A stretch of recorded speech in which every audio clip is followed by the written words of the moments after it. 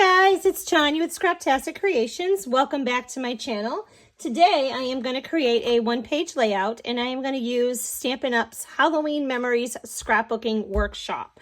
I love these kits. They're very similar to Close to My Hearts. So you have a cutting guide that you can create a two-page layout, so there's 6 pages, and everything you need to create these is in this in this kit. And all the dimensions are in this cutting guide, and I am not going to use the cutting guide. I'm going to do my own thing, but I just wanted to show you what came in this cutting guide. I recently created a 2-page layout on my channel, and I'll leave that linked at the description. I'll leave that linked at the end of this video. And I used some of the stickers off the sticker sheets. And these sticker sheets are, again, like the high quality kind of cardstock sticker that Close to My Heart had. And I love them. I love all these journaling words and these strips. So this is super fun. The kit also came with your photo placemats. So if you don't have your photos ready and you want to put them together, you can. And you can just put these in place of your photo and then add your photos later. Let me show you my photo. So these are my photos that I'm going to use. This is my daughter, Emily, and her boyfriend Dakota, and I will tell you all about this. So I have these 2 photos that I am going to create a one-page layout. Let me show you what I'm starting with. I want to build my background. So I took this embossed brick 3D embossing folder, and this is a 6x6, okay? And I want to build my background for my photos, okay? So they're going to go on here and then kind of out like this. And it kind of got my inspiration for this looking at the wall in the background. And you see how it's like got the mold and it's dirty. And I thought that's super cool. It's totally going to play in with how I want this to look. So what I did was I cut my paper down. This is, I want to say this is like 9 1/4 by 9 1/4. And I cut 6 inches off. And I know you're like, oh, but you're going to see the seam. You are not. Okay, so I took this and then I ran this through and then I moved it over and I ran it through this way. Okay, so yes, I have this like line right here, if you can kind of see, but you're not going to see it. So I want to kind of give this like a dirtied look. All right, so I'm going to take my Smoky Slate and I'm going to take a blending brush and I'm going to ink that up and I'm going to wipe it off because I don't want big, huge like blobs. All right, I'm definitely going to add like the mold in here, but I just kind of want to give this, I don't want it this bright white, and I want my the embossing to kind of stand up a little bit more off of this white background. And you see how it's doing that? So I'm just going to give this kind of a light brush over, and then we'll definitely add in that mold. I'm going to leave this whole process in here, but I'm going to speed it up considerably so you don't have to watch the entire thing. It took me about 1 minute and 15 seconds to do this whole process. It was definitely worth taking the time out to do this. I'm going to go in with my black ink now and add that towards the bottom to mimic that photo where it looks like there's mold growing in at the bottom of that building. So I'm going to use this spider print out of the workshop kit for my background. And then I'm just going to use this square right here and I'm going to bring in a piece of black cardstock so I can frame those embossing pieces and they'll stick out more. And I added quite a bit of black down here to give it that mold look. So I'm just going to have like an 1/8 of an inch border all the way around this. And this will help this stand out a little bit more and pop. And I like that. And we'll just butt this up right next to the other one. And again, don't worry because you're not going to see that seam. Okay, so like I'm loving how that's coming out, right? Giving it that Halloween scary, dirty kind of effect there. So I've got my one photo here and then I have my other one. All right, so they're going to go something like this. So I'm going to start creating some of my embellishments. This is the Halloween Memories, and this is a stamp set that went with this paper collection. And I think that what I'm going to do is I'm going to do Wickedly Good Times for my title. And I might emboss, perhaps in silver, And I might actually stamp part of it in red to draw out the red in my daughter's boots and the balloon. Okay. And then I have these other stamp sets, Potions and Spells, and Playful Ghosts. And these were online exclusives. And I just love these. I was thinking, I really like this bat. I might pull that in. And maybe even the Trick or Treat. And then on this one, so I do want to show you this. So I'm going to pull out the dies. And now Stampin' Up! Stamps don't come in these envelopes like this or have this magnetic sheet, but I store my stamps like this and I have them labeled all in my stamp drawer. They come in a nice little like DVD cases like this, and you can then take them off the carrier sheet and stick them on here or leave them on the carrier sheet. And you can also get a magnetic sheet that has the sticky side, which I started off doing that, and put it here and then put all your metal dies in here, and then they're in the one place like that. And this is how the dies come. I just wanted to show you this. They come in their own little envelope like this, and you can purchase them as a bundle or separately. So I stored them like that to begin with, and then I switched over to this because I have a lot of stamp sets, and when they take up this much room, I don't have enough space. So I switched over to this, and I really love this solution here. And I'm able to store a whole lot more, and it just looks a little more neat. Okay, so on this stamp set, there's some additional dies. Like you have like the ooze for the cauldron right here, and there's like the bubbles, you know, and then you have like a broom, and so there's just some extra pieces here. So I really like these dies, but I'm thinking I'm going to pull in like the cat, the cauldron, the spells and potions, and some of these bubbles, and then like this the crow here. So I want to create those. I'm going to stamp some of them, and then I am also going to cut some out on my die cutting machine, and I'm going to use Memento ink because it won't bleed when I pull in my markers.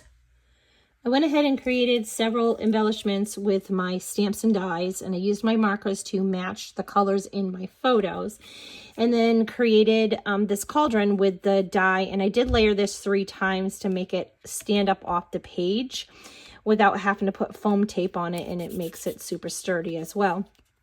I went ahead and embossed this as well, and I thought that gave it a really cool effect. And I was going to put this over here, but I'm thinking maybe I want it down here, and I'll just kind of bump my photo up a little bit. I don't know, I kind of liked the way that looked in the middle. And then I also went ahead and took off several of the stickers, and I cut these things in a couple different colors. I originally wanted to do the ooze with the bubbles in the green, but I really just don't think it matches my photos. And then I tried this yellow color, but I didn't really like it at all.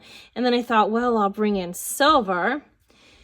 And the silver, I don't know, it just kind of washes out on the page. I don't really like it I don't like it as well. So then I mean, it's okay. But then I cut it in red glitter paper. And I thought, oh, you can have any color ooze, right? So this is the color ooze that matches my photos. And then I thought, oh, well, I don't want people to think that it's like blood. And then I thought, well, everybody knows that blood doesn't have bubbles. And so it really is just ooze. It just so happens to match my photos. So I'm thinking that I am going to go with that color because I really like the way it looks.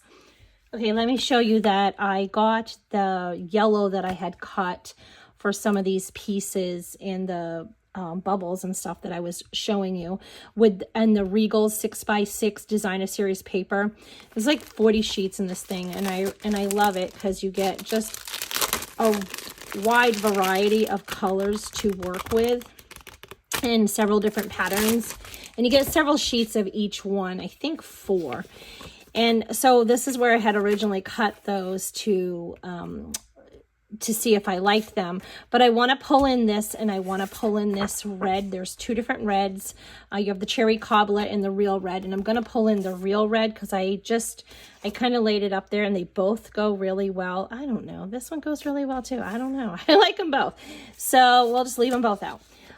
But I'm also thinking that maybe, and this is not going to go here, but I'm thinking maybe that I will slide like this in, and I will not waste this paper. I will cut it.